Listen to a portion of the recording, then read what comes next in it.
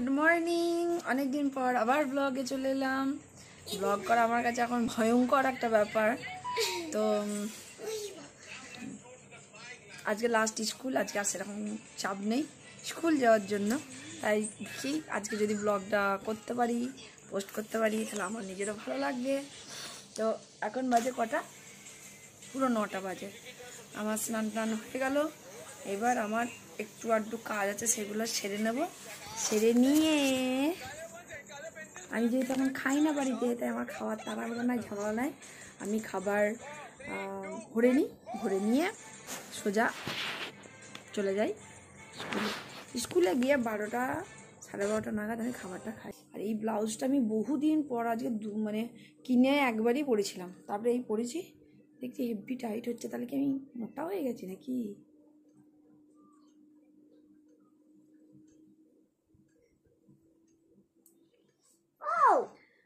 Bathroom টাথরুম সব clean করে দিয়েছি, যা ভালো করে গিয়ে তুমিও ক্লিন হয়ে স্নান করে চলে এসো।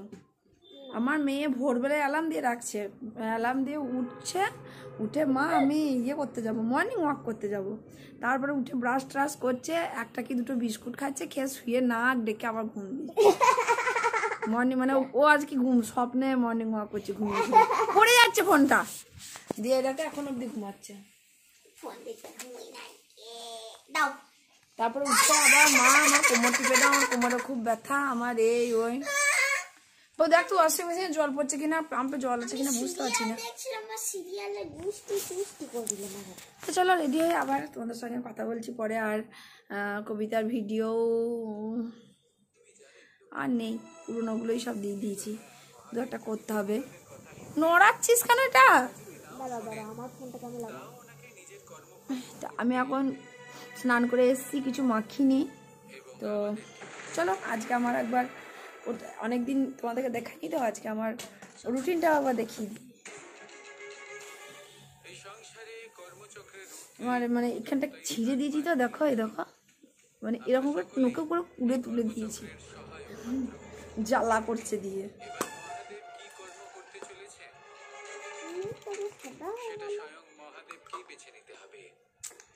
আমি তো সাদা, আমি কি তোর মতো কালো? হ্যাঁ আমি সাদা ছিলাম, তুমি আমার কাছ থেকে নজর বলে সিয়ার হতো, নজর আয়ু খেলি, তো তুমি আমার রং খেলি যে। আচ্ছা কানে কি বল বল তোগুলা? নড়াস না ফোনটাকে। তো আমি লোটাসের এই টোনারটা ব্যবহার করি, এটা লোটাসের কিউকাম্বার, এটা আমার খুব ভালো লাগে। লোটাসের এই টোনারটা আমার খুব ভালো লাগে। এটা আমি মাঝে আমার বর 2বার এনে দিয়েছিল, ব্যবহার করতাম। তারপর আমার বর যখন যেটা এনে দেয় সেটাই ব্যবহার করি। তারপরে ও আবার দেখতাম সেই ডাবর গোলাপ জল আনতো, যাই হোক ভুলে গেছিলো। এবার আমি নিজে গিয়ে কিনেছি, তাই আমি এটা কিনেছি।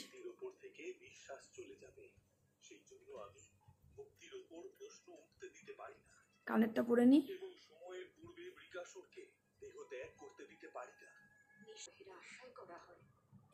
আমার সব থেকে যেন বিরক্ত লাগে নখ পরিষ্কার করতে। দেখো এই হাতের নখটা দেখো, এই হাতটা পরিষ্কার করেছি, এই হাতটা করা হয়নি। তো চলো রেডি হয়ে আবার তোমাদের সামনে আসছি। রে গরম রে, 34 ডিগ্রি।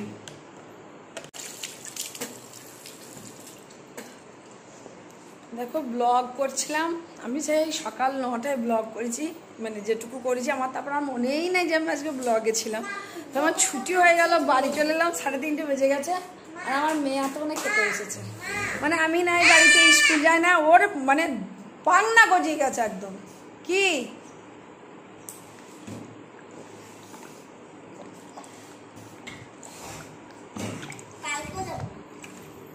কেন তোর কি? আমি যাবো, তা আমি যাবো, চলে যা, আমার জায়গা।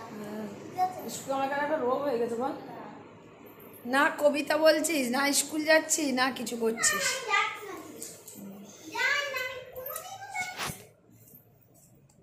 আমার মায়ের সব দুর্গারা আসবে, লক্ষ্মী সরস্বতী, তাদের জন্য মা কাঁথা কম্বল সেলাই করছে।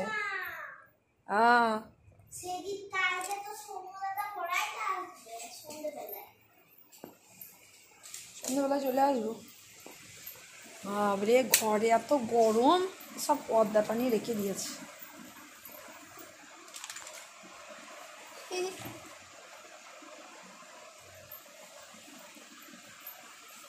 জামা কাপড়গুলো সব আমার জন্য আছে গোছানোর জন্য। হ্যাঁ, আমার গুলি রানী দেখো যেমন তার ভাত তেমনি করে খাবার নিয়ে কোনো সময় বসে থাকবে না, খাবারটা তাড়াতাড়ি খা। কাজে চলে এলো কিন্তু তাতে কি হলো, তুই তো পুজো দেখতে হবে না, তুই তো খেতে 1.5 ঘন্টা করে 3 ঘন্টা টাইম, তুই যা খুশি দেখতে যা। ওই দেখ গাছটা ঝুলটা নিয়ে দিয়েছে, দেখ কেমন করে মাকড়সার অত্যাচারে মরে গেলাম। এই গাছগুলোও তাই সব। আমি দেখো এই কদিন ধরে যা খেটেছি, এই দেওয়াল টোটাল সব মুছেছি একদম, ওই ছাদেরই বিট অবধি সব দেওয়াল টাওয়াল, প্রত্যেকটা রুমে রুমে এই দেওয়াল টাওয়াল সব মুছেছি, পরিষ্কার করেছি। গলা দেখো ঝুল ঝাল সব পরিষ্কার করেছি। তারপরে আজকে এই তো কতগুলো জামা কাপড় কেচি, মানে সাপ দেওয়া হয়েছে, এগুলো এখন তোলা হয়েছে, এখনো ভরা হয়নি। তারপর এই ঘর সব দেওয়াল মুছেছি, ঝুল ঝেড়েছি, বাথরুম সব পরিষ্কার করেছি, রান্নাঘর আর চিমনিটা আমার বাবা পরিষ্কার করে দিয়েছে, সব ঝুলটুল ঝেড়েছি। কিন্তু পুজো আস্তে আস্তে মনে হচ্ছে আবার সব দিতে, মানে মাকড়সার অত্যাচারে মরে যাওয়ার মতো অবস্থা। এই দেখো এইগুলো আমার মেয়ে আলপনা দিয়েছিল বিশ্বকর্মা পুজোর দিনে, তো উঠে গেছে। এই দরজা তো আছে, কেন আছে টেরা ব্যাখ্যা করে দিয়ে দিয়েছে। ঘর গরম হয়ে গেছে, তোরা এরকম দরজা বন্ধ করে দিচ্ছিস কেন রে? আর এটা কি প্যাকেটে?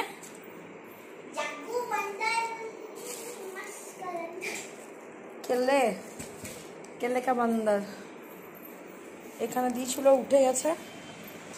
এইটা আমার মেয়ের শপিংটা দেখেছো ব্যাগটা, এইটা হচ্ছে আমার মায়ের আর বাবার। আর এ দেখো আমি ব্যাগ খোলারও সময় নেই। ও আমি তো চশমাটাও খুলি না, তাই ভাবে আমি কেন সব কালো কালো দেখছি।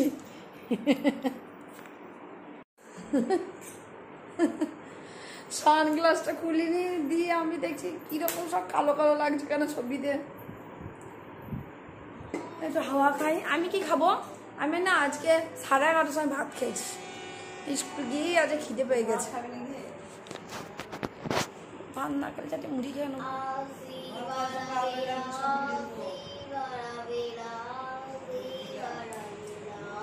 এখন তো খিদে পাইনি।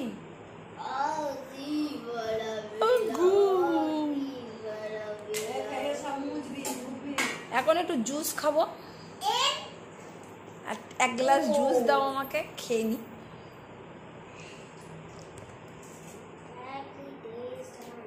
মাম্মি মাম্মি আর কি এখন খাবে সন্ধ্যেবেলা অবধি, ওর ওই খেয়ে উঠতে উঠতে আবার রাতের খাওয়ার টাইম হয়ে যাবে। পুজোতে ওর খেতেই টাইম চলে যাবে, কখন সাজবে কখন জামা কাপড় পরবে কে জানে। আর এই দেখো আমি এই পুজোর টাইমে একবার ভ্রু প্লাক করি, তোমরা জানো আমি ভ্রু প্লাক করেছি। অনেক দিন পর ভ্রু প্লাক করলাম, মানে ভ্রু প্লাকটা আমি পুজোতে একবারই করি। আর যদি বছরে কেউ বিয়ে থাইয়ে নিমন্ত্রণ করে, ঠিক আছে কেন, যদি কেউ নিমন্ত্রণ দেয় বিয়েটি আছে বলে, তাহলে হয়তো করি, তবে রেয়ার, বিয়েতেও করি না। কারণ আগে আমি করতাম ওকেশনালি বা এতে করতাম, এখন না প্রচণ্ড ব্যথা লাগে, পারি না। যতবার টান মারে না ততবার আমি এমনি করি। কত সহ্য শক্তি মেয়েদের। উইংস আমার কাটবে না, আমার কত দূর এই আর ওই পার্লারে আছে না, খুব ভালো করে একদম, আমার শেষ অবধি কোনটাকে রেখে দেয়, এত সুন্দর ভ্রুটাকে করে দেয় দেখো। আর সকালে উঠি তখন ঘুম থেকে উঠে আমার মুখটা খুব ফ্রেশ থাকে, তো ফ্রেশ থাকে। আমার মা বলে, হ্যাঁ তো ভ্রুগুলো এত কালো লাগছে, যেমন কি রাত্রে কাজল লাগি সুজ নাকি, আমাকে কি জন্য আমি ভ্রুতে কাজল লাগাতে যাবো। আমার মেয়ে বললো, মা তুমি ভ্রুতে কাজল লাগালে তোমাকে কি বিচ্ছিরি লাগে, ভ্রুতে তুমি কাজল দেবে। আমার শপিং তোমাদেরকে দেখাতাম, কিন্তু দেখাবো না সারপ্রাইজ, কারণ আমি পুজোতে প্রতিদিন পরবো একটা করে, আর প্রতিদিন তোমাদেরকে দেখাবো। তাহলে এখন দেখে নিলে তখন সারপ্রাইজটা নষ্ট হয়ে যাবে।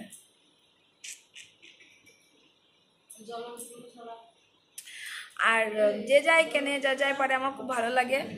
আর যে যা করে সেটাও আমার ভালো লাগে। সবার সব কাজটাকেই আমি প্রাধান্য দিই, কারণ আমার মনে কোনো ঈর্ষা নেই।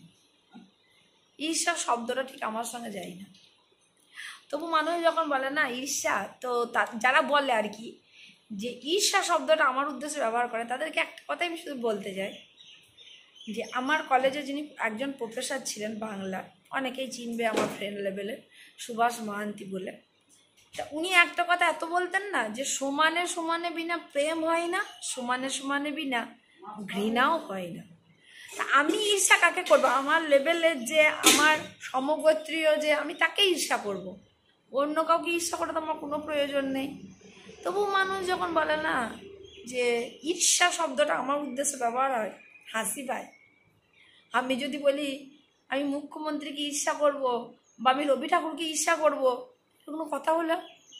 হ্যাঁ, আমি আমার কলিগ আছে যে তাকে যদি বলি তার কাজ, সে ভালো কাজ করছে বলে তাকে বেশি প্রায়োরিটি দিচ্ছে, সে বেশি সব কিছু সুবিধা পাচ্ছে, আমি সেখানে হয়তো হিংসা করতে পারি। বা আমার মা বাবা যদি দেখি যে আমাকে কম ভালোবাসছে, আমার বোন থেকে বেশি ভালোবাসছে, বা আমার মেয়ে যেমন, এই ঈর্ষাটা আমার মেয়ে খুব করে।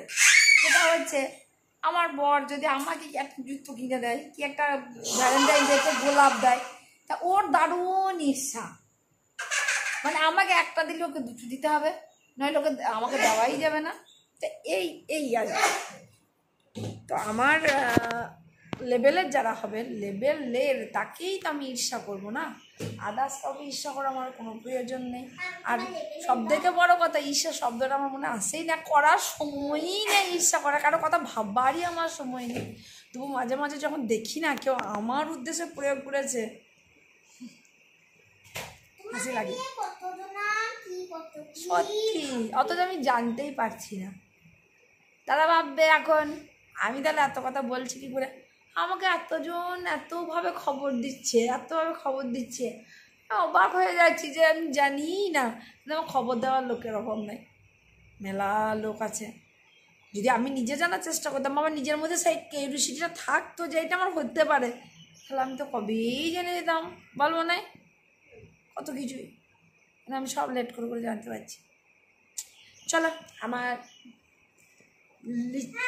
এটা কি, এটা মিক্স জুস নাকি না লিচি? তা ভিতরে এগুলো সাদা সাদা কি রে? কেন লিচুর আবার কোয়া থাকে নাকি? বাবারে কি ঠান্ডা, আমার গলা খারাপ হয়ে যাবে, পুজো তার কথা বলতে পারবো না তো। এই দেখো প্যান্ডেল হচ্ছে, দেখো যাও, ক্লাবে প্যান্ডেল হচ্ছে। তাহলে আমার এইখানে প্যান্ডেল, চোং, বক্স, মাইক, ডিজে যা বলবে এইদিকে লাগিয়ে দেওয়ার পরে সেই ঝাঁই ঝাপাঝপ, সে দ্বাদশী ত্রয়োদশী পর্যন্ত বাড়িতে থাকবে। মানে এই কাছাকাছি কারোর সঙ্গে কথা বললেও এমন করে কথা বলি মনে হয় ঝগড়া করছি, কেউ কারোর কথা শুনতে পারি না।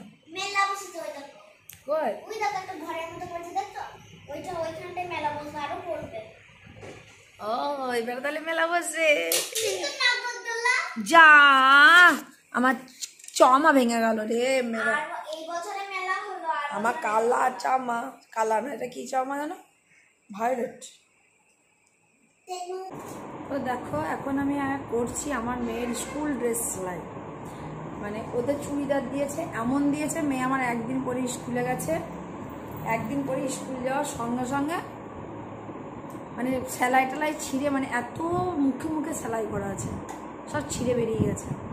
কারণ ও আমার কান্না ধরেছে। এবার আমি দেখছি যে থাক, ছুটি যখন পড়েই যাচ্ছে, আর তো পড়বে না, কিন্তু ছুটির পর যখন স্কুলটা খুলবে আমার আর সময় হবে না, আব্বা মনে থাকবে না। ওই জন্য আমি দেখলাম আজকে পরিষ্কার করবো এগুলো, যখন মানে আজকে হোক কালকে হোক, যখন পরিষ্কার করব তার আগেটা করে রেখেই দিই সেলাইটা। মানে দুই দিকেই সেলাই করতে হবে, পুরো হাতা থেকে একদম কোমর অবধি।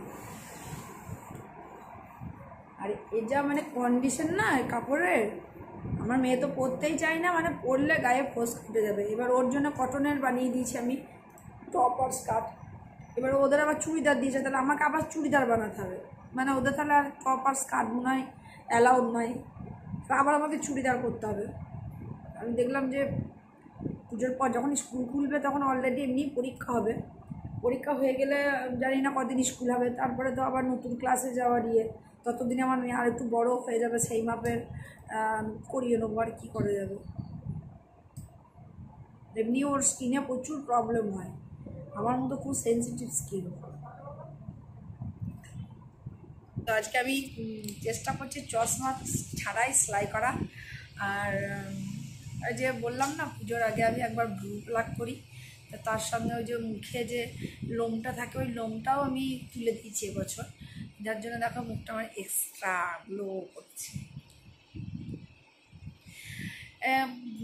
লোমটা থাকার জন্য না আমার লোমটা এতটাই বেশি থাকে যে হয়তো স্কিনের সঙ্গে বসে থাকে বলে বোঝা যায় না, কিন্তু লোমটা তুলে দিলে বুঝতে পারি যে আমার স্কিনটা কতটা ফ্রেশ হয়ে যায় এবং স্কিন টোনটা অনেকটা চেঞ্জ হয়ে যায়।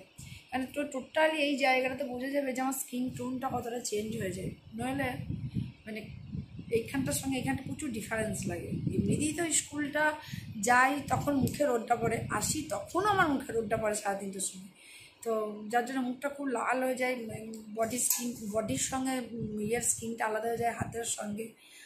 হাত গাড়ি চালাতে যেন হাতটা পুড়বেই, তবু তো আমি গ্লাভস পরি, এখন সব দিন পরতে ইচ্ছাও করে না। তো মানে ভুরুটাও এইবার দেখছি খুব সুন্দরভাবে প্লাক করে দিয়েছে। আর এটা তোলার জন্য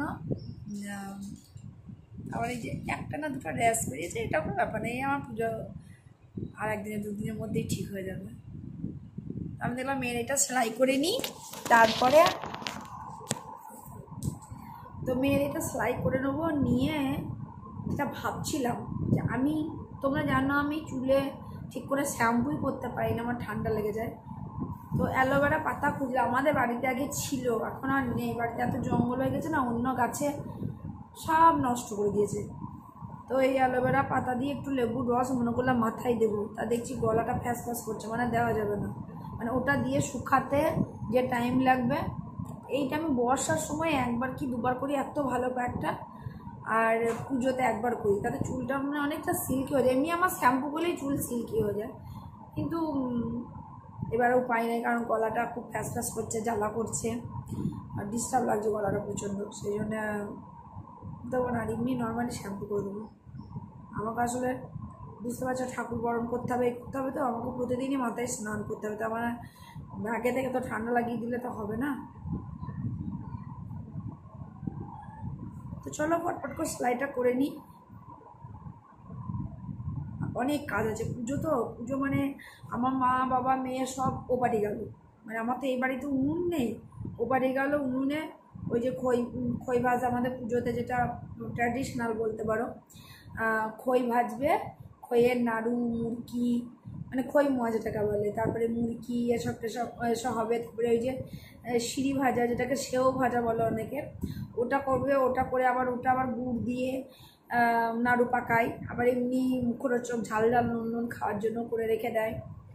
আর হচ্ছে চিড়ের নাড়ু, নারকেল নাড়ু, তারপরে তিলের নাড়ু, এত সব নাড়ু টাড়ু করে। তো এখন এগুলো অনেকটা আমি টোটাল বন্ধ করে দিয়েছি, কারণ এত নাড়ু টাড়ু করার ঝামেলা হেডেক আমাকেই নিতে হয়।